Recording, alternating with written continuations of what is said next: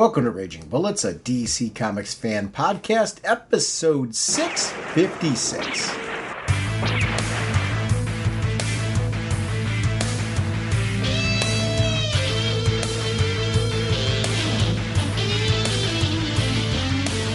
Welcome to Raging Bullets. I'm Sean Whalen, drnorge. I'm joined as always by my co-host Jim, the sensei of the whatnot, the Duke of the Salt of Strategery, indestructible, bridge-defying, tried to use an Artemis-like excuse to explain going MIA from work for 3 weeks, and of course he's the elder statesman of the podcast, Segulin.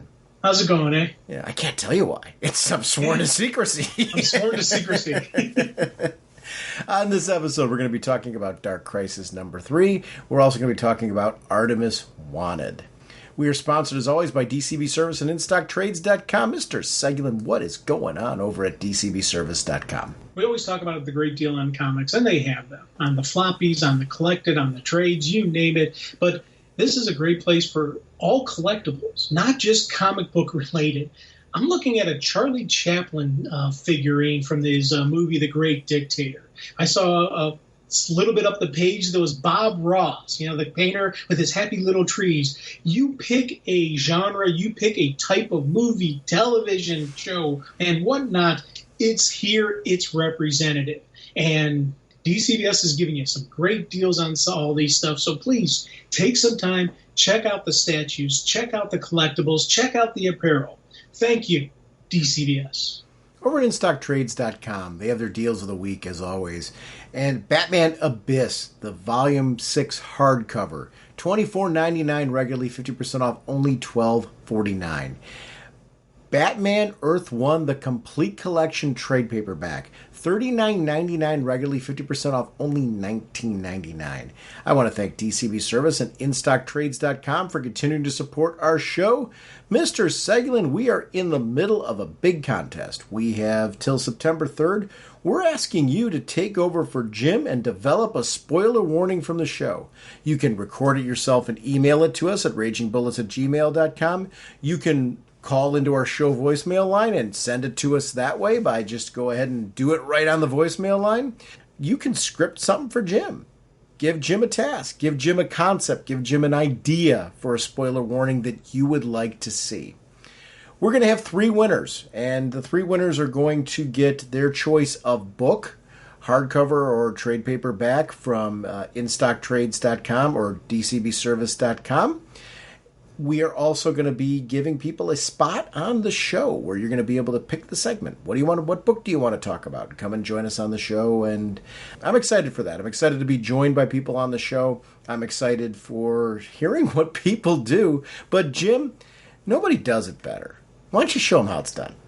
Raging Bullets is a spoiler podcast. We go in-depth into plotline, story twists, and whatnot of the comics we're discussing on today's show. So if you haven't read the books, you may want to come back later so you can better enjoy the show. Let's kick things off by talking some recent DC news. There they are, all alone except for that old character.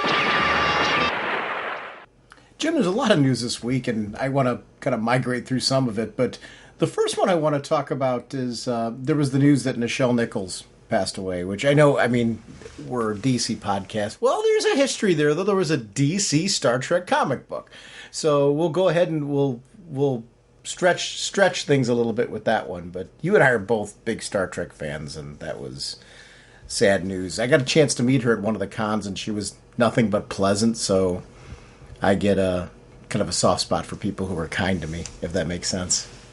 Yeah, she seemed like a really cool person. I've heard she's one of those casts of Star Trek that you hear everyone says, "Oh man, I met her. She's really sweet. She's really nice."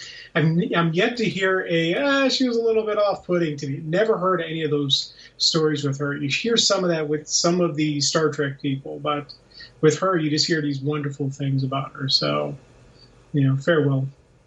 Ron Zimmerman passed, who was a Marvel Comics writer and film and TV producer, so I wanted to definitely shout that out, and condolences as well. Batgirl. Did you see what happened with that? What are they thinking? That is absolutely stupid. Why would you shelve something that I thought it was like either all or mostly done? It is. Well, I guess the principal filming was done, so the finishing work needed to be done. There was $90 million spent on it already. Now, I guess here's the point that I get. I guess if you have no confidence in it, after you've shot the film, then there's quite a bit of work to finish it. There's the promotional work. There's money that still needs to be spent, and quite a bit of it. So I get that point. I guess the hard part for me is, as a fan, I've seen things that have been canceled before, things that have been changed, or different versions of things. We grew up, I guess, watching a lot of junk. And when I say junk, I mean they were things that let me use an example, and junk's not the right word for this because I loved it as a kid. But remember the Hulk Thor crossover? I'm talking about from the original TV series. Yes, I remember that. Where they did that. That was not Thor from the comics, but I was geeking out just because they had Thor in it. Somebody they called Thor. That was enough for me when I was a kid. And that's the kind of stuff that we got. And I loved the Bill Bixby, Lou Ferrigno show. I'm a fan, so please, this isn't me trashing something that I grew up in my childhood and I loved. I was a fan of that. But this was one of the later TV movies that they did. And I enjoyed it just fine at the time. But if you were to release that today into the theaters, it would be torn to shreds because of that. So I want to see this film in comparison to that kind of content. And I want to see what they're talking, released from a streaming platform. You're not going to take a 90 million product and finish it up and throw it out there. Throw it out in its current condition. I'd kind of like to see it with, okay, unfinished. Give it to me raw. Let me see it that way. I'd like to see it. I would love to see what they consider that at 90 million spent, we're not going to put anything more into it. I get it. There's another 50 million or something like that, maybe to wrap this whole thing up. And I'm going to throwing out numbers there out of ignorance, but I'm guessing there's something at that point that's got additional expense. Yeah, I disagree. Yeah. When I hear stuff like this, it angers me because I'm like, I really wanted to see this movie, and it's got a bat. There's a bat symbol. If you have a bat, anything associated with bat, you're going to get some views. You're going to get people watching it. But a lot of times the people in charge of the studios, I don't understand what they're thinking. And it does anger me. Yeah, I understand. I mean, and there's been a lot of stuff released about, this week has been big news, and we're going to talk a little bit about it. The HBOMax Discovery Plus merger and the fact that there's going to be one streaming service and all those pieces, and it's causing a lot of change. And that change can be good. I'm somebody okay, change is good. My worry is always what, in the wake of change, what kind of things do you make poor decisions on? I don't know if it's hard to tell if this is a good decision or not without being able to see the product. Right. So, and I wonder, because I've got HBOMax and Discovery Gotham Knights Plus. will include a lot. Sorry. I was looking at the Gotham Knights news that we just had, and it has 28 costumes and all that kind of thing. We'll talk about that in a couple minutes, but please go ahead. Well, I've got both HBOMax and Discovery Plus. And what happens with the merger? Is it now one link? Is it still my two links? Am I still...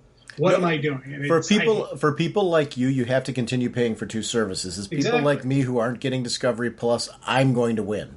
Right.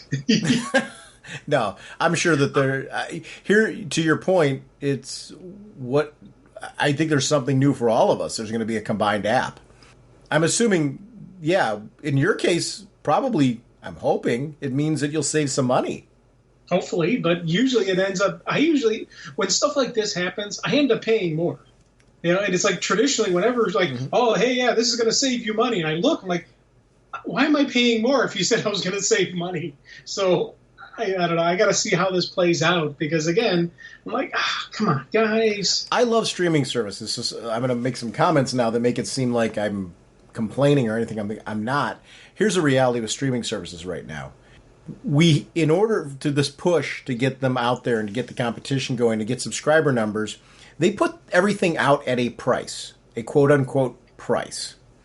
Now what's happening is as time has gone on, they've started to realize they need to increase subscription costs or subscription fees in order to pay for their costs. I get that. The problem is I've subscribed to a decent amount of streaming services now. I cut the cable, but I'm using Hulu Plus with live TV. I love it. So I'm happy with everything I'm doing. There's nothing that I think I've done wrong. I'm happy with all of it. But what I'm noticing is as these costs are starting to go up, it's the cost. I've saved nothing cutting the cable other than the fact that I've got what I feel is a package that encompasses everything that I want to see and my wife wants to see. So we're both very happy right now. But there's not a cost savings with this. Everything's going up. Yes. And that becomes a challenge for people. I'm fortunate enough that I can say that I'm comfortable with everything I've gotten. But I will say that there's services now that I'm like, okay, I'll use an example. Apple TV Plus. Some great content, some well-received content, but because of time, I'm not watching a lot of Apple TV Plus. I have it right now because I have that Apple One bundle, but I'm starting to look at, okay, if I'm going to split up this bundle, and that's not even working out for me. I'm like, maybe I'll just take the pieces of that bundle that I need, and I'm not getting any kind of math that's helping me here. I've got streaming services that I'm not going to get to time-wise. It's kind of like when we talk about comics, the economics of time. And I think that's what's going to happen with a lot of these streaming services is going to be there's a lot of them now. I don't want to use the term too many because it seems like I'm just going out of my way to be critical. But when you've got this level of competition, there's winners and there's losers. And I don't know what this is all going to shake out like, as we go forward. Something's got to give. And that there's going to be streaming services that are just going to continue to grow. I mean, look what's happening with Netflix. Netflix has had to they've had to cut projects and raise costs. It sounds like HBOMax they're cutting some projects too and changing some projects around and maybe reprioritizing what they do. The problem is a lot of times some of these projects that are more unusual, more unique, are the ones that I really like on streaming. Because that to me is the joy of streaming is you get the kind of content that you wouldn't get on network television. You wouldn't get on cable television. They're shorter content. It's wacky stuff. It's kind of unusual. It feels more like you're part of a club when you're streaming. If you are getting it closer and closer to what I could have gotten on the network anyway, and a la carte, then it's going to certainly sway me on, do I need to stream or should I just be getting network and buying things as they are released? And I'm going to be very curious to see how this all shakes out. None of this is complaining. It's opening my mind to options that I wouldn't have looked at necessarily a year ago. And I'm going to be very curious to see where this all goes. Content is ultimately going to be the drive agent for me. Like, I love Disney Plus because of the Marvel and Star Wars content and things like that I'm getting. And Disney. I'm a huge Disney fan. If that content, the original content, the unique content of that service is not available or starts to dwindle or shrink, my interest in having a streaming service starts to shrink. I'd rather just own the stuff as it comes out. Because I don't have to worry about the streaming service dropping it at some point. And so it's going to be an interesting sort of time. Joker. Yeah. Oh, go ahead, please. No, I was just going to say, yeah, it's one of the things like, because I still have cable because, Dad's watching. He likes having the different cable channels, and it's better sense for him to lay it out that way. But for me, some of these streaming services, I do have a hard time navigating them because there's so much on there. Like, when I go to my Discovery stuff, there's so many different Discovery shows that I have absolutely zero interest in whatsoever. Any of the dating, romance shows, no, just throw those out. I don't even care. I don't even want to see them.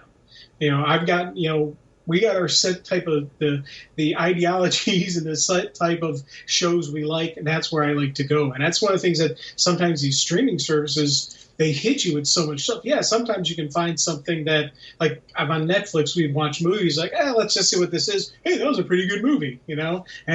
But sometimes you get, oh, this is absolute garbage. You know, it's one of the things I do like the regular network. I like a regular schedule. And I like, you know, just how, you know, I traditionally always watched TV shows. You watch one week, then you wait next week, you watch next week. You know, I just want to, you know, I'm being a grumpy old man, but I like the way I always did it. You do know with a streaming service you can do that. Yes, I know. But like, you can choose to watch one episode and then watch the next one next week. But here's the thing. I don't. No. Like with TV shows, I'll tell you right now, you know, we'll binge watch, you know, and, you know, it's one of the times, you know, we got to physically stop ourselves. We're like, looking what time it is. Okay, we got to stop right now. It's like midnight. I got to go to bed. You know, or, you know, we've had a couple weekends where we just kept going. I'm like, hey, Dad, it's like 3 a.m. I'm like, wow. You know? So binge watching can be dangerous for me, but I don't know. So you want, like, network TV to organize you? Yes, I want the organization. You know, just tell me what to watch. Here's the thing. I do think nowadays one of the things that I think is a pure joy, and I've had friends of mine that have asked about cutting the cable and services and things like that, and what I'd recommend for them. And I said, if you've got other members of the household, you certainly need to make that a collaborative decision. Like, in order to get where we're at right now, my wife and I tried out a bunch of things. We did a lot of the free trials and things like that until we found something that fit her needs and mine. Because the Hulu Plus with live TV thing, I could drop the live TV tomorrow. I like watching things. And so the binge watching you're talking about, I like that. I like knowing that I can watch multiple episodes or watch one, you know, a day, one a week, one whatever. I mean, I like that freedom. Whereas I don't think there's anything wrong with you sitting there and saying, hey, I like schedules. I like the way that it just kind of works out. I like destination television. And there's something to be said for that. So it's an interesting sort of time as far as what trends are going to be driving the availability of content. And what kind of financial trends are going to, you know, we're seeing competition financially between streaming services and cable now, where cable and satellite companies are offering some insane deals to draw people back with streaming content attached. So it's a unique time, and I think there's a lot in flux right now. And that's why I think you're seeing some of these mergers where companies are finding benefit in merging together their streaming services to get that content out there. We're seeing free offerings of streaming services with commercials, you know, where you can get, because this HBOMax Discovery Plus, I guess, is going to have, there's going to be a free option of some sort that's ad-based, which, for me, I will pay to get rid of the ads. I like being commercial free. But again, for some, you know, if you're on a budget or fixed income, or you're just kind of like, hey, I don't want to change what I'm currently doing, but I'll try it with some ads. That's a smart move, I think. Joker 2, 2024 release date, Joaquin Phoenix and Lady Gaga. Thoughts? Dude, I'm in. Yeah. You know, she's shown that she can act. She's got the acting chops, you know, and I personally think she's very musically talented. So I want to see what she does in this movie. He made me a 100% believer in this guy, you know, as Joker. I love the original one. Joker 2, I'm all in on this. Lady Gaga, I'm all in on that. This is just nothing but yes, yes, yes to me. And notions that there may be musical elements, yes. You know, even if it's, I don't want it to get goofy, silly, but if there's, you know, because there was silly elements of it, those comedic elements, but it was that dark comedy. And I want to keep that dark comedy. So hopefully we're going to get that. we're getting more animated Bane. And when I say animated Bane, I'm talking about the Harley Quinn version of Bane. That character's going to be a regular in the Kite Man spinoff. Yep, in there. Kite Man. Yeah. Wait, you had me at Bane. I normally like Bane. If you would ask me, one of my biggest issues with Bane's handling in film and stuff in the past is when they've gone too cartoony with him.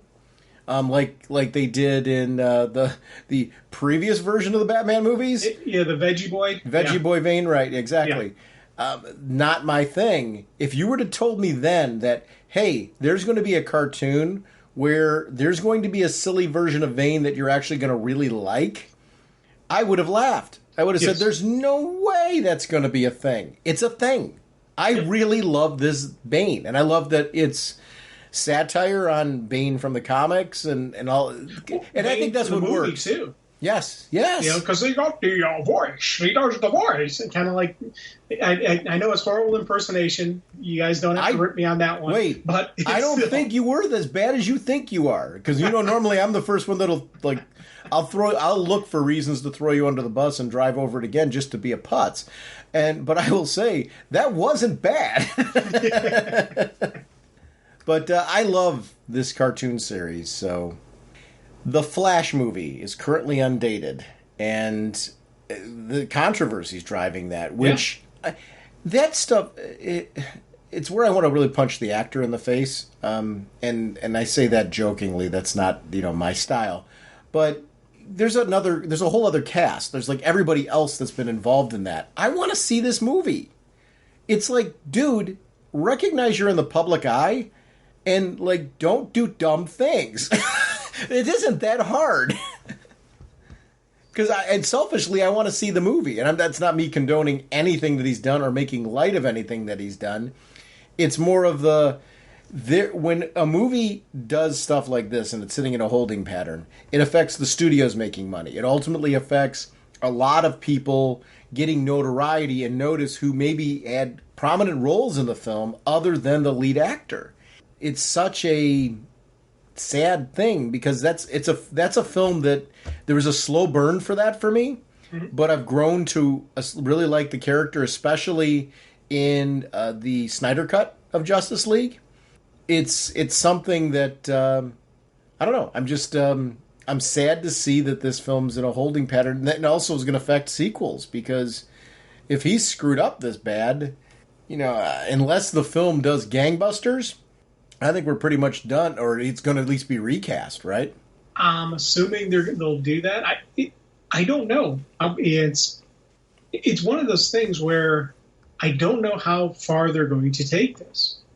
Yeah. Whether it's just a simple recast, move on, whether it's completely dead property, whether it's, associations like a Cyborg movie will never happen now because how do you do a Cyborg movie without having the Flash in it? Now they're saying, well, let's not do it justice. This could spiral and they could say, they could go scorched earth and anything remotely associated with it, get rid of, redo everything.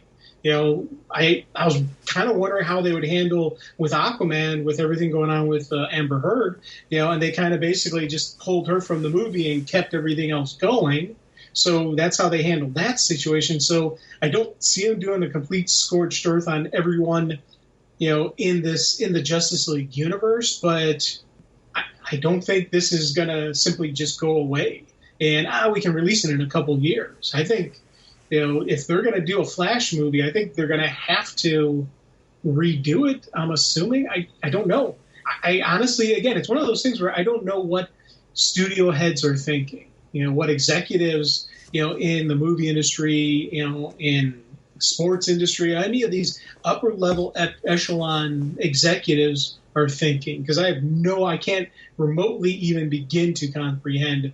They were thinking, this is a good idea. No, it's not. That's a really bad idea. Or we need to kill this. Like, not necessarily, guys. So I don't know. All I gotta say is I hope at some point in time we get a significant taste of some of these choices, so that way we can maybe understand further why they thought that was a good idea. I'd just like to. It's very easy to be an armchair quarterback, and I admit I'm doing a lot of that in this conversation. So I'd love to see You know, I'm one of those that show me the mess. Well, and even like behind the scenes, how much more is out there that we don't know about? We know about A, B, and C, and that's all we know.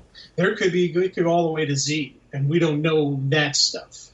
You know, like, you know, again, with the Batgirl, is there a really Zatanna movie? About that. Who knows what exactly is on that film? Who knows what happened on set? Who knows what, you know, negative, what positive, what happened? We don't know any of that. And that's the part that kind of annoys me, that we have no idea how deep this is going. You mentioned a Zatanna movie. You said Z? Did I?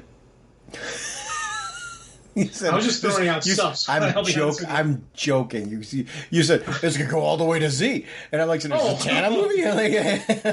Did I? That was obviously a very bad joke on my part, and I'll take my links off of that one. But I don't know. You know, I think there's a lot of things that get canned along the way that we perhaps would have liked. And it's hard when you're dealing with that level of money when they're talking about $90 million. I just don't know how you get $90 million in and go, yeah, now's the time to drop this.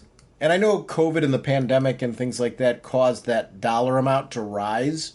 So, you know, this could be more than we realize earlier along in the process of making that decision. Whoa, it's a thing. I'm looking at pictures right now of this Gotham Knights game, you know, from some of the Facebook group links. You know, this one's to IGN. There's like some 28 costumes that are in this. I love that level of customization and choice. The other thing the article references, though, is I'm an RPG fan, and the idea on this one is these are seasoned veterans of, you know, these are Batman's knights. You know, he'd been training. So they aren't starting off as weaklings. They're all starting off with some skills, but then along the way they keep growing into their own, like, improved, customized version of that. I love that approach. I think it's really smart. Don't start them off as weaklings. Start them off strong. I really am a big fan. Oh, yeah. Dude, I like that a lot. Now, also on the other side of it, just me being because I want everything, I would like to have them create your own characters that are weaklings. People inspired by, you know, the fact that Batman's gone, someone needs to step up. I'm gonna defend my little corner of Gotham. You know, the guy walking around with a raggedy mask on his head and a baseball bat, you know, starting off, and then you start doing better, and then a member of the Bat family notices you, and you get some cool toys, and you get some specialized training from Robin or from Nightwing or something like that. To me, that would be kind of a neat way to handle it. There's all kinds of rumors going around of films being pushed back. Shazam 2 might be moved. Aquaman 2 might be moved. It's interesting to see that all of this is kind of happening right now.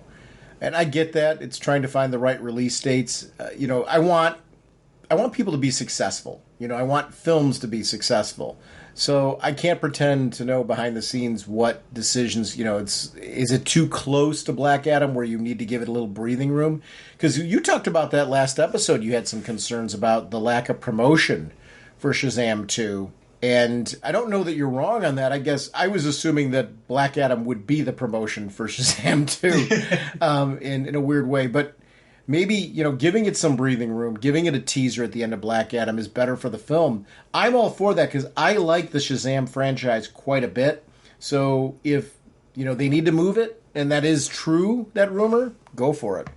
There's an interview up there with Dennis Cohen from Milestone. I haven't had a chance to watch the interview, but I'm definitely going to watch it after you and I get done recording here. I appreciate people posting things like that. James William Stubbs posted that. I'm a big fan of Milestone right now, and getting to know anything I can more is great. The Flash is ending in season 9 with a shortened season. And when I say shortened season, it's not shortened from their intention. They're intending a shorter season to wrap it up. So I should be clear on that. I'm sad only in the sense that I love the show. I'm happy that there's an intentional ending planned, just because that show has been so good.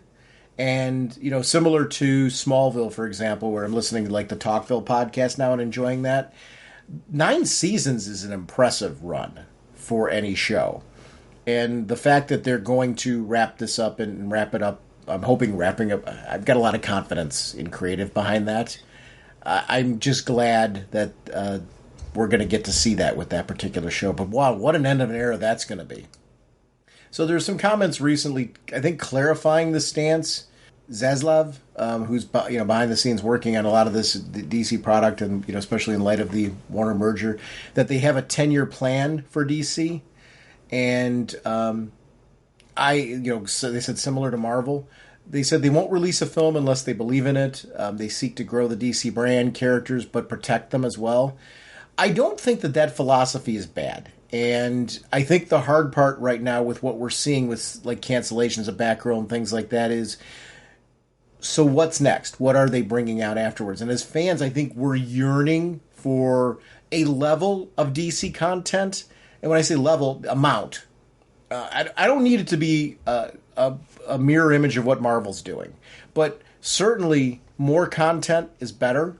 But more quality content is better too. So if there really is a plan to put quality product out there, great. I think it's cool. I just want to see it.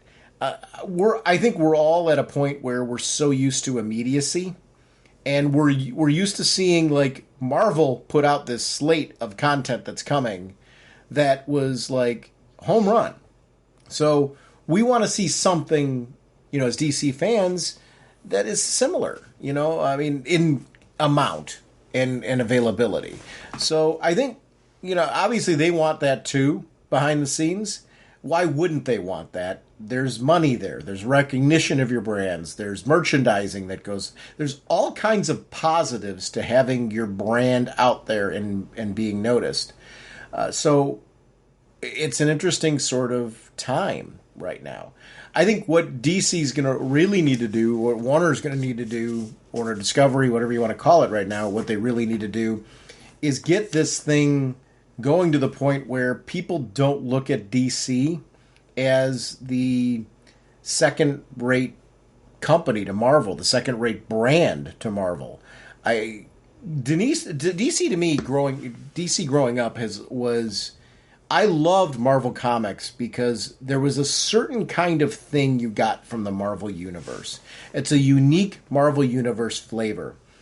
The two companies were always fun to read because of their distinct differences between them and the kind of content they produced and what that looked like. And I think we're seeing this more, and we're going to talk about Dark Crisis. I think we're starting to see a shift towards people behind the scenes at DC embracing what makes DC DC. When you do that, you can have just as compelling stories as you can have with Marvel, but they're gonna naturally have a unique flavor, a unique spin, something uniquely interesting to them. I'm hoping that translates into film and television. I think we're starting to see it. I mean, I'm loving the content that we're getting. We're raving a lot of the stuff that we're seeing. TV has been, I think, a great source for DC content. Its film, I think, is the one area where, boy, I'd love to see more quality film. Yeah, feed me more. That's the TV, as you said, TV's been outstanding, and the movies, and again, it's not even quality. I enjoy all the DC movies we're getting. They're just not coming out as fast and as often, and I find like we're sitting and waiting for DC movies more than you wait for Marvel movies. So I don't know. Yeah, I mean, it's not a bad thing to want more. I think to the point, and there's some truth to what you said last episode, even though I think this year we're seeing a little bit of an improvement in the quality of the stuff that's coming out and I shouldn't say fan reaction. I think overall general reaction to the content that's been coming out has been pretty good for DC.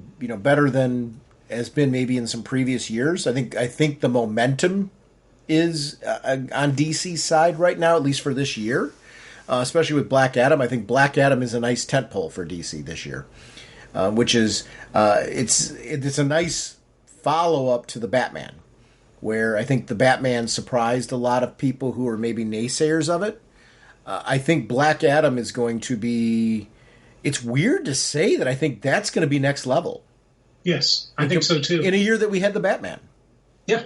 So it's a fun time. I want to thank, as always, all of our friends in the Facebook group community have been posting a lot of this content. And please go check it out, because we're glossing over some of these things and giving some of our reactions, but there's additional deep dive content that's there that we're not going to be able to...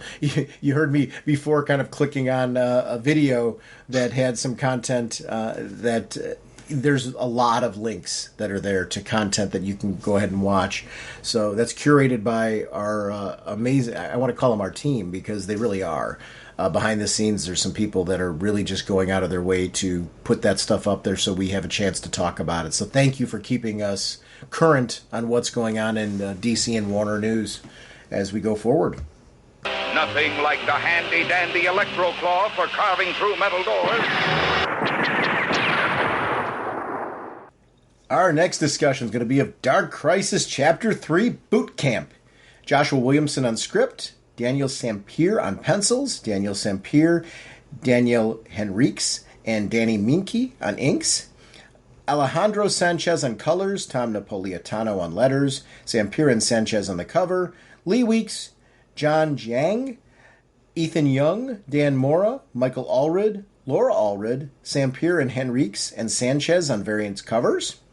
Chris Rosa is associate editor. Paul Kaminsky is the editor. Superman created by Jerry Siegel and Joe Shuster. Supergirl based on the characters created by Jerry Siegel and Joe Shuster by special arrangement with the Jerry Siegel family. And deep apologies for any name butchery. Man, I gotta tell you, we're 3 issues into 7 of this. And not only am I excited for this, but I'm excited for all of the tie-in content. We're not going to be able to talk about it much this episode. But, I got caught up on the Flash. I've been caught up on the Flash. Really enjoyed the Flash tie-in to Dark Crisis. Young Justice, that Dark Crisis Young Justice series.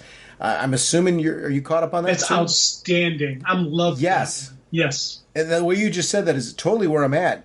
This is a great time to be a fan. And this is an event. This is what I want from an event, where these things are tying into this.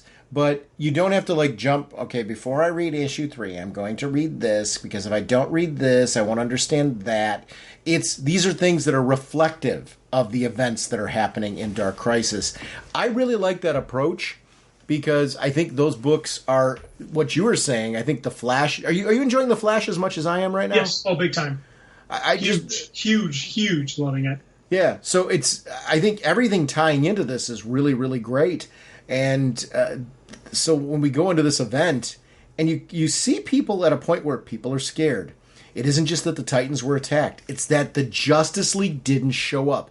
Now, this is a world where we're used to the heroes dying. And at here's the thing. At the saving graces, that's when somebody reappears, right? They have a run-in. And I love that this story is embracing the fact that historically that's what's happened. What's happening now is every time a new hero or a returning hero comes on the scene, not the Justice League, but everybody else, they're met by an increased level of villain attacks. They're organizing more. It's something that I love that is being embraced in this, because it really adds a sense to the story. When you see Dick Grayson at Gar Logan's bed that is feeling guilty because he didn't do enough, it's like Beast Boy it's not just the damage that the bullet did, but the trauma from it is affecting Beast Boy. And these are people that are suffering right now. I really, really love seeing these characters brought together, and the fact that we're seeing old friends unite. There's a nice balance of these comrades at arms moments getting back together. We're unfortunately the past couple of years, right? We've seen a lot of our friends at the toughest of times, right? It's at the loss of loved ones, sad events. People are sick, and you're trying to, be there for them and that type of thing. A lot of the outreach, that we're all doing is towards, friends of mine that I haven't talked to in a long time and stuff like that, where either I can or can't make funerals and things like that, and you're sending condolences or donating or doing something to show that you care about what they're going through. I really connected with these moments because these are people that care about each other the same way that I care about the people that I've been lucky enough to encounter in my life. Boy, I don't know how you don't look at that page and, it had to have felt as personal for you as it did for me, right? Oh, God. I'll tell you, man, I loved this sequencing. Just, again, the way it's laid out, how they showed Dick Grayson. Dick Grayson, who is Mr. Optimism, who is that thing, he's broken. They broke his spirit, and that's what Deathstroke wanted to do. And I loved how Donna Troy, another character who, to me, has always been about positive and that energy, she's broken. And you start looking at all these different people, then you flip the page, and you just get these moments where you're just like, you see Barbara Gordon and Starfire just right there. And, they're kind of issues that, with their connection with Grayson, seeing them together. It was a really neat kind of just moments. And I especially loved seeing Roy and Jason together. Yeah. That for me was a great moment because, again, it's funny. There's a little bit of positive in there because he's like, don't worry, brother. I remember. We'll find Leanna. I thought that for me, those two, again, Roy being back from the dead again, Jason being back from the dead, it was a kind of a neat moment. And then at the end of the page, you've got Cyborg, who, again, another one of those characters who's always positive, because they're talking about, working on John Kent's team. Don't you mean Black Adam's team? And I was like, oh, man. And you flip the page and you're seeing that the Justice League is now run by Black Adam. I was like, that is outstanding. And he's trying to train them. The Lian bit I want to go back to real quick. One of the things I love about Lian and what they've done with her is they've been teasing this for a long time. Yeah. And they keep reminding you of it. And it's important because you're building to a moment. We all want to see the moment, but the moment is, they get every so often they sprinkle a nugget reminding you that that's a thing, that he wants to be reunited with his daughter. What is that going to be like? What is, how is she going to receive that? I can't. Is she going to remember? Right. And that stuff is so cool. Black Adam training this team and trying to train this team to think the way that he does. Trying to get them to, in his mind, it's like, you're not willing to do what must be done. And you see these moments with Damian and John. And you see John step up. Boy, that moment where John steps up and says, stop.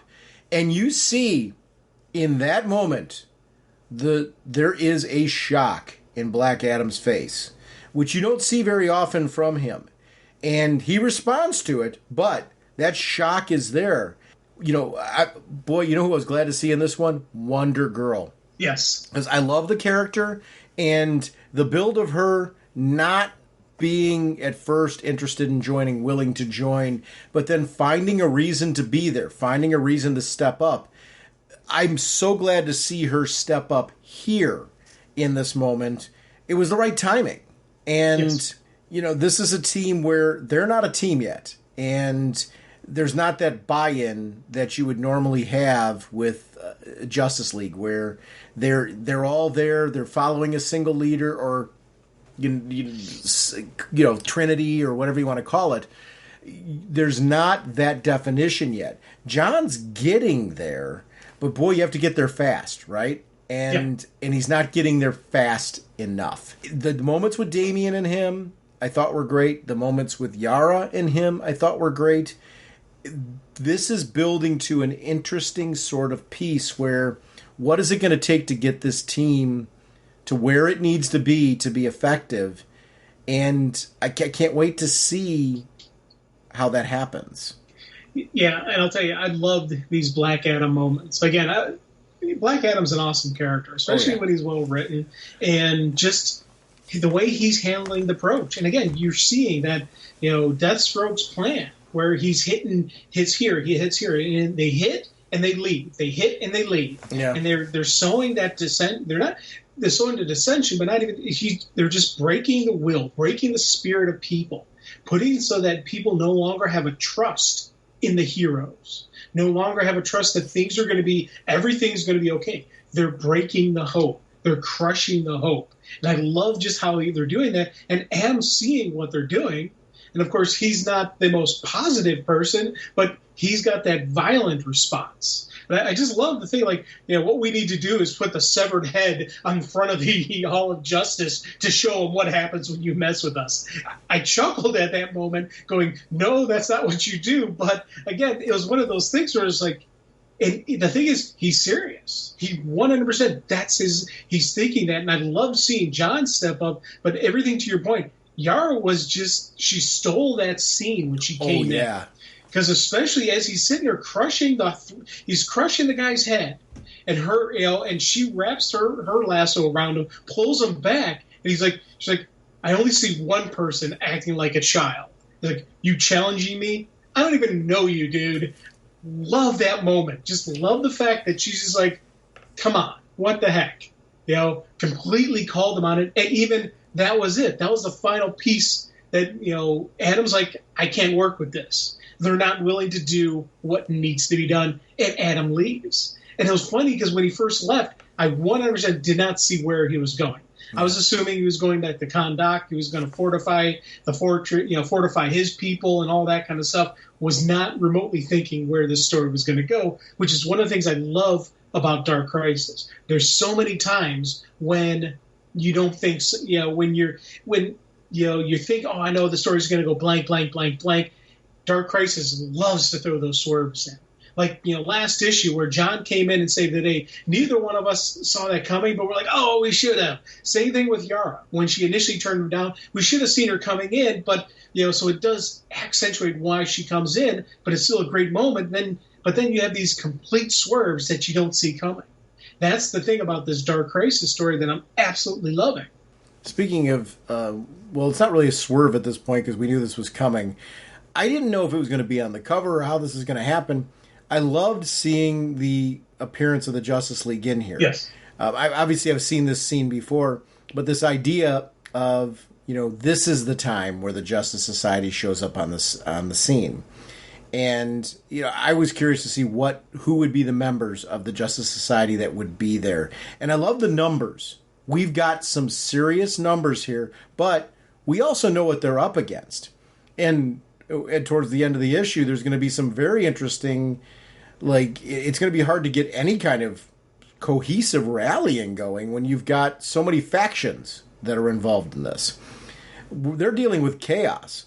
Oh, big time. And I love seeing this Justice Society, both the classic originals, the legacy heroes that are on this one. It's such a great group. I want a comic book with this team. I want this team in their own comic book. And 100%. The one character that's missing needs to be there, Jay Garrick. I want to see this team in a monthly. Well, Jay's helping the Flashes. Oh, so I know that. He can come back. I'm agreeing with you. Agreeing with you. I want Jay with the JSA. Yeah. I love him with the Flashes. He's great there. But I do want him to come back in with his team. Because this is his team right here. And then, granted, we've got the new and the old, the original and the next generation JSA here. 100%. Of course, we got both Hawks. So right there, that's the game. Game over. They've won. We've got two Hawks. Come on. Interesting right now to see what's going on with Deathstroke. And just how far Deathstroke has gone. And knowing that he's infected, right? And that there's something driving him. But this idea of... I grew up being a huge fan of the new Teen Titans. And what he did there in Judas Contract and stuff. Yep. Boy, did that get dark? We didn't know what dark was. Until you're seeing what's here. Listen. This is exactly what I've been doing. I've been taking responsibility for my actions. The Justice League have died. Just a matter of time for one of these punks tried to pick up the torch. And I will be there to cut off the hand that reaches for it. Whew. Yeah, absolutely outstanding. And the thing I'm wondering is how much of Slade is in there? Because part of it is the darkness, part of it is him. Oh, yeah. How much of it is this is Slade? How much of this is the darkness in control? That's the neat balance that we got going on here. Because a lot of this planning, a lot of this strategy is 100% Slade. He knows the Titans so well, he knew how to break all of them. and he broke them. The darkness, though, is, completely, taking away the world's hope, creating this next great crisis, doing all this nasty stuff across the globe, and then, in the end, infecting all the other nasty villains around him to spread the darkness. Now, I do wonder, did Rose get affected? How? When he spews out that the black gunk and he hits the other guys, does Rose get affected with it, or does she not get affected? Oh, I don't know. Because here's the thing, we're left with her watching the horrors going on around her. Yeah. So, I don't know. I think I know how to start a crisis. Is she? I don't know. Or is the intention for her to watch, and is enough of her father in there that he's holding... protecting her. Yeah, I don't know. That I think is going to be the key, because one of the things I'm thinking with the Dark Crisis is it's not just going to be the heroes who save the day. Mm-hmm. It's going to be the villains who have to step up and save the day. You think about it, in intermixed right now, we know within the darkness right now is Darkseid. Sure. So Darkseid does not want to be a pawn. So he's going to fight it from inside. We've got Slade, who's got this infection in him. He's not going to want to be a pawn of the darkness. We've got Pariah, who thinks he's running the darkness, but is probably being manipulated. Maybe there's going to be a point in time when he realizes, hey, I've got to fight it. So I see this story not just being about the heroes rising up, but the villains got to step up. Or deal with the after effects of, I was manipulated by this and did not, or was not able to overcome it. And what does that mean for afterwards? It's a compelling story either way. That's not me disagreeing with you. It's seeing the other possibility. That, What happens if they don't? What happens if these particular villains, I should say. I'm not saying all villains in general, because I think you're right. There's going to be a villain component to this. But I'm wondering what happens when you survive this and you have to face that you were manipulated. Yeah. And that happens no matter what. Sector 666, and I mean, what a great title for that. But man, I gotta tell you, seeing the Corps like this makes me smile. Yes. Hal stepping into, the power battery again, not quite knowing, is that going to be Black Hand, what's on the other side, but seeing Pariah dressed in, the classic outfit that we've seen pop up in so many crises before, where, he is convinced he's running the show. Yeah. And I think Deathstroke would argue that he's perhaps running the show. So how do you overcome that when, or who makes you realize you're no longer running the show? And what will that be? That's an interesting, compelling story, too, to see, is that going to be a thing? And I'll tell you, I love that Kyle and Joe both were like, hey, you're not going in there alone, buddy. And again, it was just a great Corps moment, because the three of them go in, the others wait outside, and I even love the line that they throw out, the Corps is going to be the first line of defense to save the multiverse. Right there. Absolutely loved it. And again, if we're not back in 24 hours to destroy the Lantern, anything comes out but not us, we'll light them up. I'm like, yeah. By the way, we just saw what happened to the Justice League. Yep, right there. They're all they're each one of those worlds, and again, it's what. No, what I'm saying though is, Hal had the same thing just happen to him. Yes. So that breakdown, they're not actually destroyed. Yeah. They're just transported into those individual worlds that Pariah is weaponizing. He's using their energy for his machine. Basically they're being batteries. And we saw with the specials how they're giving them these special worlds that keeps them locked in. So they don't want to leave. Like, when Hal goes through, he's going into the Green Lantern world. He's going into John Stewart's world, where the Corps, it looks like complete world peace, universal peace, because of John Stewart. And I absolutely love that. That's kind of how it's going on. And I'm so excited to see Hal and John. How does John Stewart, trapped in this world, react to Hal? And look at the architecture. I mean, there is a society there driven by the latest architecture. And wow, the Black Adam piece right here where he's like, okay, I tried it one way. So, they're too concerned with hope. I believe it's time for doom. Yeah. And look at that bunch. Talk about a Legion of Doom. Oh my God. I absolutely love this. I cheered. Again, I like Adam as a hero, or as that hero that crosses the line, kind of I am the guardian of Kahndaq. I will kill you if you try anything. I love that Black Adam. But this sequence, I absolutely cheered. And again, I didn't see him going to the villains like this. Yeah. When he stormed off and left, I actually thought he was going to Kahndaq, or he was going to do his own recruitment or do something. 100% did not think he was going to go there. Plus, I love the fact that as he's leaving, he threw off the cape because he's no longer a hero. He's now a villain. It was absolutely just some beautiful stuff that's going on. And, and again, sounds like a job for Lex Luthor. I'm like, yes. Yeah, I'm really excited to see that. I think this is just a great issue, continuing just a great event that just has me really, really excited right now. He is called Hawkman. His gauntlets possess awesome powers.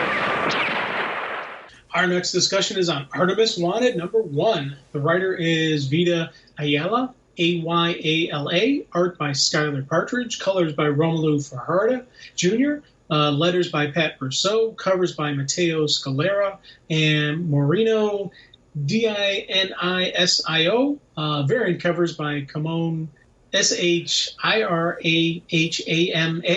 Becky Cloonan, and Jordi Belair. Associate editor is Chris Rosa, editor is Brittany Holzer, and group editor is Paul Kaminsky. I loved this. I've always been a big fan of Artemis. I was a big fan of this crossover story, and I was struggling with what Artemis did. I love that this starts to not only explain what really happened, but also Artemis's childhood and where some of her insecurities come from and what drives her to keep pushing herself. And I really liked the idea of this continuing to explain more about different Amazons and people who Artemis grew up with, in the Amazons. It covered a lot of ground that was interesting. This was not at all what I expected it to be. I mean that in the most positive way I can possibly say it, because it just wound up being this really, really satisfying piece about this character that I knew I was very interested in this. And I love when I'm surprised by this story. I don't know if this was what the flavor you were expecting from it. I didn't expect this. I didn't know what to expect. I absolutely love this because I really did need to have Artemis's justification for what she did. I love the story. So I was like, okay, and especially when I saw there was going to be an explanation or there'd be a side story or something, I'm like, okay, we're going to see what happened. So I was excited for that. But I'll be honest with you, I knew absolutely nothing about Artemis's backstory. I just assumed she was always an Amazon on the island. I never knew she was off the island and had a life before going to Paradise Island or any of that. I didn't know any of that stuff. So for me, seeing these opening sequences with her as a little girl and her parents were soldiers and killed, I'm like, what the heck? I did not this. And then you flash forward to the creepy scene of the parents crawling out of the grave saying, "Failure, murderer, you have dishonored a stain on our name." I'm like, oh my God, that is pure horror, especially, just for her. And be honest, any of us, if the images of our dead parents were coming back and tormenting us, saying that we failed them, that would just destroy all of us. But thinking to who she is, what she's about, her code of honor, it goes in. A lot of people say, "Oh, I've got a code of honor." There's levels to what people have. She's got that level that it is an extreme level. There is nothing she would do for her honor. It's 100% she would maintain her honor. And that is something that is huge in who she is. I'll tell you right now, I know I'm nowhere near the level of resolve she is, flat out. And that's one of the things that was always making me wonder, why did she do it? And not only why did she do it in the way she did? Poison. Come on. If you're going to kill somebody, give them an honorable death. Let it be in battle.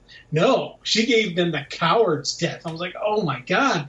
And that all played into the story. I absolutely love that. And she's called out on that. Everything you're saying, she's called out on. So it's interesting how we're seeing this journey where we've got two previous Wonder Girls who are basically running out. Well, one is still a Wonder Girl, I should say, but two previous, Wonder Woman sidekicks that are hunting her down. This is family to them. I love seeing these two together and their bonding, and I love how Cassie's the voice of reason here, saying, "Hey, Donna, you are being driven emotionally. I get why. I get why you're upset." And I love this kind of buddy cop relationship the two of them are having in this, because it's made them compelling. And I didn't expect them to be such a prominent part of this. I'll tell you, Cassie has been having some really stellar moments. Oh, yeah. In the recent time. Throughout all of the trial of the Amazon, she had some great moments where she was really the detective who figured out everything.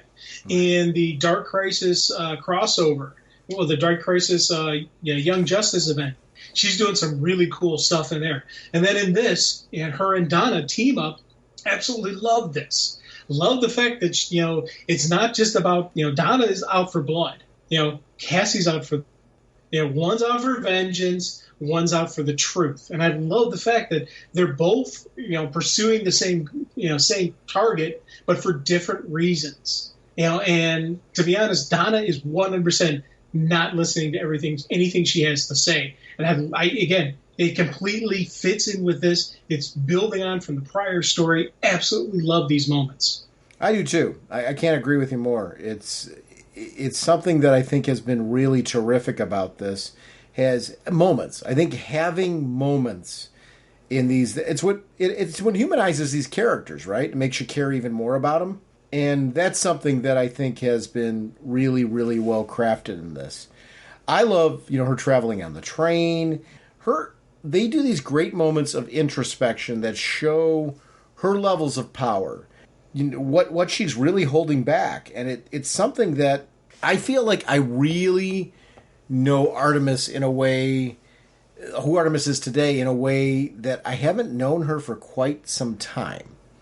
Because back to the original contest storyline where she was featured so prominently, I've always been fascinated by the character. I rooted for Diana to come back, but I was fascinated by this character in similar ways that I was interested in Azrael. I'm so glad that we've had the opportunity to see this character shine again in this particular story. And I hope that this isn't it for her. I hope there's more opportunities to utilize this character, because I think there's a lot there. I think there's going to be some more stories from her. If they keep running the side stories about the Amazons. Yeah. She's definitely a major player in that universe. Especially by the end of this issue where she gets her full redemption. But it's, again, she's just this great character. And I loved when she first shows up to the town. And it was neat how everyone's just closing the doors, not letting her in. Nope. And you get that one little girl asking for help.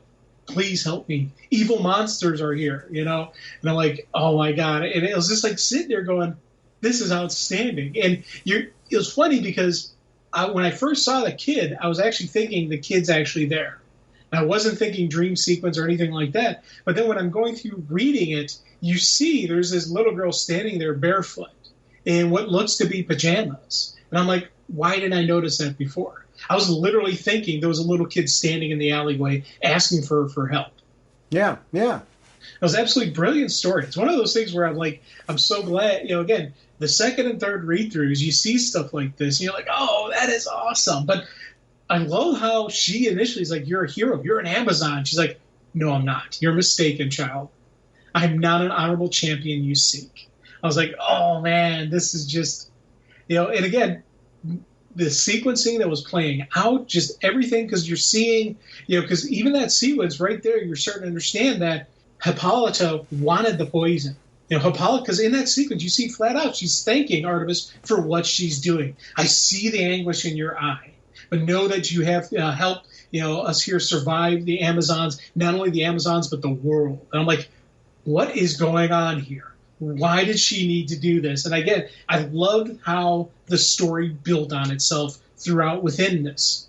The idea of this little girl and the little girl who has dreams and is able to see things in the dreams that mirror reality. I love that the kid starts off as is she? Because at first I was thinking, is the kid really there? Is this somebody that Artemis is seeing that's trying to teach her a lesson? Then you find out that this kid does exist very much so, and who this kid really is. I loved that presentation because it was like, huh? Where's this going? Yeah. And I mean that in a positive way. It was, again, another twist and another turn that just made this intriguing. Because you're wondering what's in Artemis's head, what's real that's going on here. And I liked seeing that piece. Seeing Artemis's story continue to be fleshed out from a variety of different angles, direct from Artemis's memories, Cassie's memories, Donna's memories, what this little girl's seeing in visions, and this little girl seeing things in visions that are scary that we need to see, like these wolves, and what does that all mean? That was just a really well-taught story. I'm glad that this story had more pages to it, because it needed to be a longer-form story with some substance and meat to it, and that was a clever choice as well. Oh, big time. Big time. And again, as you said, the layout of going from one part to another part, giving us each of the different pieces of the puzzle, and it was slowly building. Yeah. And it did a great just crescendo to the big reveals as to what Artemis actually did, why she did what she did. I loved how when Cassie, again, she's the seeker of truth in this story. And she's trying to figure out, and she's playing back over and over again all the different stuff that Artemis said. We're tools to a great cause that require. So, some of us are tools to a great cause, and that are required to put aside our honor. And I pray you never find yourself at a crossroad between what is right and what is true. I love those little moments between Artemis and Cassie, and she's trying to figure out, what did she mean by this? And we've already seen in a couple pages earlier that it was Hippolyta knew she was being poisoned. Hippolyta wanted to be poisoned. So it wasn't murder. But what was the overall story? Why doesn't she say this? Why didn't she reveal any of this? What is going on? It was absolutely, I love just that they're giving us the taste of it, and then, and it's just building onto the big end. The little girl's dreams and her ability for those dreams to impact other people, and I thought was really interesting, because they aren't just dreams. Artemis even says it. This isn't a dream; it's a warning. Her heading back into the town and realizing that the town's got a secret. And she's got to find out what that secret is pretty quickly. Freya showing up on the scene, and the past history of Artemis being revealed with Freya. Why Freya ended up leaving the Amazons, and what their friendship was like beforehand, and that stuff. I love that history component of this. This story covers a ton of ground. Yeah. And I think that's where I thought there was some great surprise to this. There's a lot of depth to what is happening in this particular volume, and it was a page turner. And they did a great job of getting us completely comfortable with the relationship between Freya and Artemis in like 2 or 3 panels. Yep. And I tell you, that's, again, it's efficient storytelling, but it's quality storytelling. Because I love the moment when she goes into the business, she smashes her way in. She's like, hey, I attacked something. They had a wound, exact same place you have yours. Talk now. And I was just like, yes, again, she is just blunt, she's just that force to be reckoned with. I absolutely love that sequence. And then Freya comes in, and it's a whole nother side of the story. We have this Amazon who has been, who's living in this town now. And I'm like, what the heck? This is wonderful. I love the door. Did the door put up a worthy fight? Yeah. It's such a great sequence of, again, showing familiarity. Because what do you want to establish? That these are two people that it's been a long time, yes, but there's also an instant... you and I have both had this with many of our friends where you get together and you don't see each other much. And you want to. It's not anybody's mad at anybody or anything like that. Sometimes it's just life. There are people that I haven't seen in years that it's like this. Within a few moments, you're picking up right where you left off. And that doesn't happen with everybody, but when it does, you know that there's a special friendship there. There's a connection there. There's a familiarity that you can relate to. And I loved how that played into that whole sequence. Before we get into Donna and Cassie showing up so quickly in that town. And I'm like, oh no, business is going to pick up pretty fast. Because, at this point, we're just about halfway into the book. There's a lot more story to tell, and these two are already on scene. Yep. Absolutely love that. And again, I loved how, he runs into Donna, and he gets knocked down. She does not budge an inch. Again, but you go for that great moment of just Donna just glooming over and Cassie going, "Are you okay? Come on, let's talk." That buddy cop between these two was just an outstanding dynamic. Yeah, absolutely. The Freya's story was an important one to tell here too, because you want to have some emotional feeling to what she's gone through and the fact that she's got a kid and the fact that how that all came about is pretty critical. And I loved just that whole backstory. Skylar, is obviously an important character in this. So it's important to establish her mother's story, her story, and why we should even care about these characters. Because with where things are clearly going to go, you need to have that emotional attachment. Yeah. Oh, God, yeah. And again, a couple pages, tell us the backstory, tell us the rest of her story, why she stayed, what's going on with the daughter, get it lined up where, we've got this mine that's got this thing and how the townspeople are changing. Again, brilliant pacing on this. And that's why this book did have to be more than just, a single, the standard size. This is 40-some pages? So it needed that extra time to tell a complete story. And I'm so glad they did because I love more stories. I love more stuff with these characters. But this individual story gave us a beginning, middle, and ending, perfectly wrapped up. And gave some great moments with Donna, Artemis, and Cassie. Yeah. Where you can see, Artemis's genuine remorse. It's like, listen, what I had to do, I had to do. And, I'm passing judgment on myself as much as you're doing that. You know what happened? I killed her. I murdered your queen. And are you too weak to do what needs to be done? And she's willing to end it all in that moment. She wants her agony, her torture done, her guilt taken away by the only way that she thinks is possible until now this is the reveal I didn't expect. I did not expect Hippolyta to show up and go, no. Hey, I wanted to die to go do cool stuff. But here's a neat thing. I love when she first comes in, and she's like, "You've suffered in silence long enough, dear one. I disavow your vow of silence." The reason she never said anything was because she took a vow of silence and because her honor would not let her speak. Absolutely love that moment. And again, just love the fact that, Hippolyta, again, it wasn't about just sacrifice. There had to be suffering to pay the price. Yep. So Artemis had to suffer to pay the price, and that's why they had to do the poison. That's why they had to do it this way. That's why no one could know that she was not the bad guy in this situation. Why everybody had to think she had no honor. It was absolutely brilliant storytelling. I 100% was so happy with how these couple pages played out, because, again, it's showing that everything I thought about Artemis was 100% true.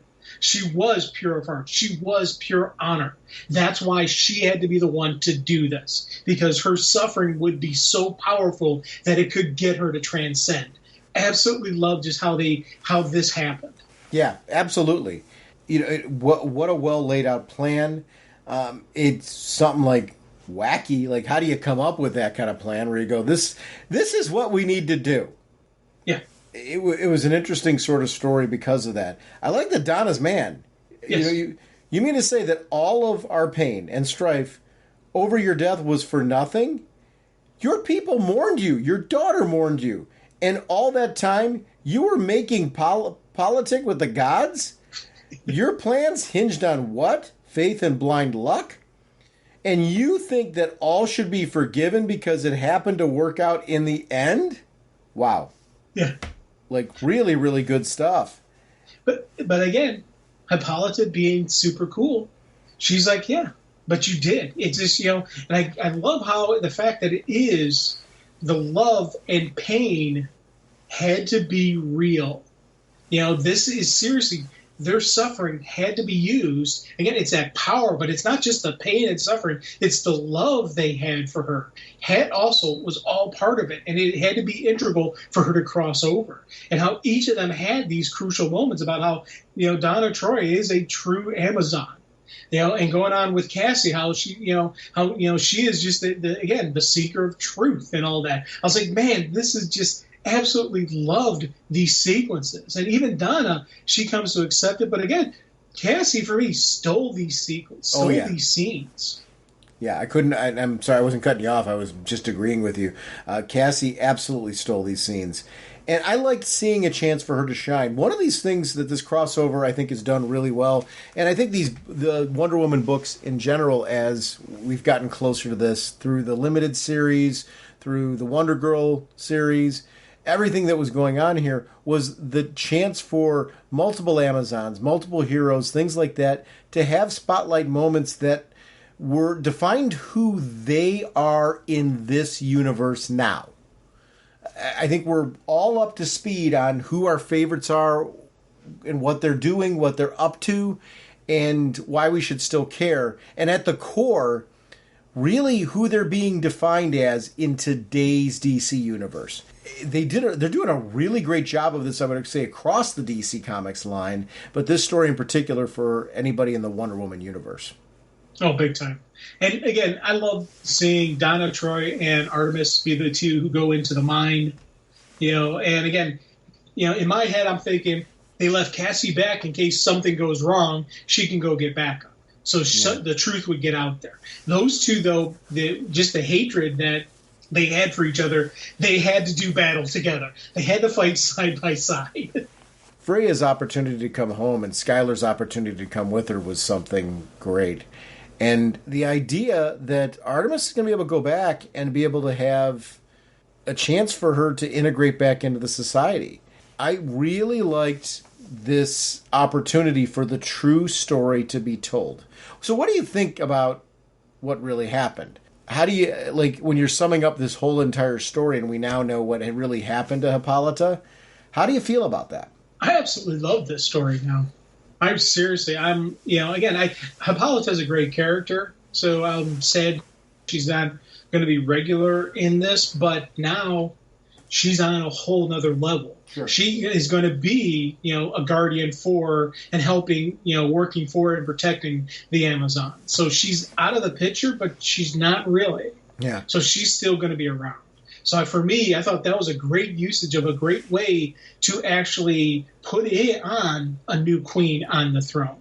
To have a new queen and not, they got rid of Hippolyta, but she's not really gone. She can make her return someday. So I kind of liked how they did it, but also making Hippolyta's death be more significant than just controversy, than just the death, her getting corrupted by the chaos or anything like that. No, there was a whole other side to this. And then, as I said, Cassie, Artemis, and Donna throughout this story did absolutely wonderful. That I want to see those three continue on. I've been clamoring for more Amazon stories, since for the longest.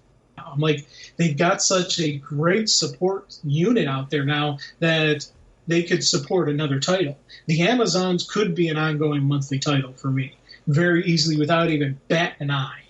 And we could see life on, Paradise Island. We can see Amazons off of the island, however they want to do it. But, I think for me, this is, again, another story that's laying solid groundwork why this, family, why this universe should have multiple titles other than just the Wonder Woman title. And another future state being disrupted. Yeah.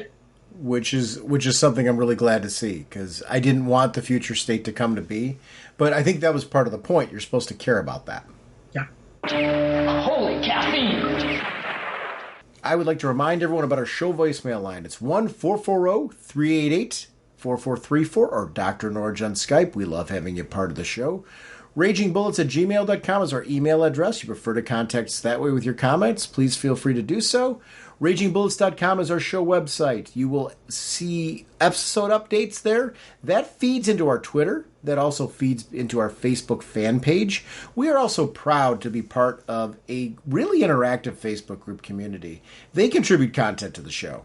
Really, news for Speeding Bullets, we get that right from that section. I want to thank everyone on the team over there, because I don't want to leave anyone out, who's kind enough to post any information that's out there, comic-related, DC-related, pop culture-related, that you think is relevant to the podcast or relevant for conversation. We've been pulling our Speeding Bullets segment from there primarily, and they are part of the team. So thank you for helping us to keep this podcast going and current. The About Us section of the show websites, we're going to find out how to connect with Jim and myself on all kinds of social media and gaming platforms. We are sponsored, as always, by DCB Service and InStockTrades.com. Jim, what is going on at DCBService.com? Remember, DCBS is not just a great place to get a deal on comic books. They have statues, they have figures, action figures, apparel, all of them at a great discount. So please take some time, check out the site, and thank you, DCBS. Once again, at InStockTrades.com, you'll find their deals of the week, which are always changing. Right now, they have Batman Abyss hardcover, Volume 6, $24.99 regularly, 50% off, only $12.49 for a hardcover. Batman Earth 1 Complete Collection Trade Paperback. This is quite the tome. It's $39.99 regularly, collecting all three parts. 50% off, only $19.99. Those are some great stories. I want to thank DCB Service and InStockTrades.com for continuing to support our show. Mr. Seguin, we got a contest that's currently going on. It's a spoiler warning contest. We want all of you to participate. Please consider it. Send in those spoiler warnings. We'd love to have you be one of our winners, be a part of the show, and to get yourself a trade or a hardcover of your choice as well. I like these contests, and I'm hoping that people are having some fun with this as well. Our next episode, Jim and I are going to be back, and we're going to be talking more comics. We're going to talk Worlds Without a Justice League, the Green Lantern special, and we're also going to catch up on Detective Comics. There's been some creative change over there, and we're going to chat with you about what we're thinking about that particular creative change. We will see you next week. Bye! All right, you guys. Are you ready to sing your song? I'd say we are. Yeah, let's sing it now. Okay, this should be fun. Now get ready for your cue. Okay, Sean? Okay. Okay, Jim? Jim? Jim! Okay. Raging Bullets time is here. We talk about what we hold dear. Comic books and TV shows. Superheroes and their clothes. Justice League and so much more. I just love Green Lantern Corps. We talk about the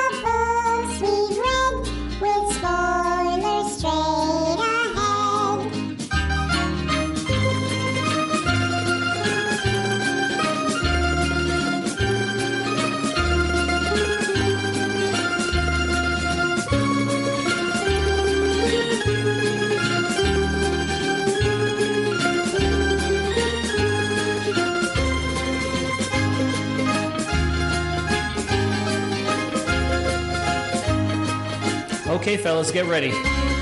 That was very good, Sean. Naturally. Jim, you're a little flat there, so be careful. Jim.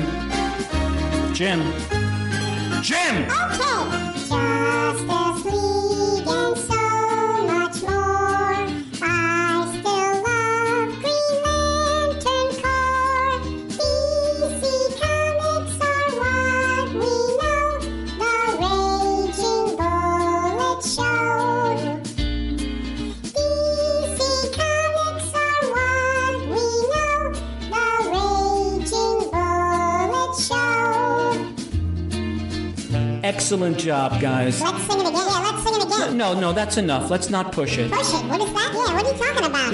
No, I didn't mean anything by that. I think Sean, it's right Jim, there. I don't know. how long do you want the song to go? Look, it's our production.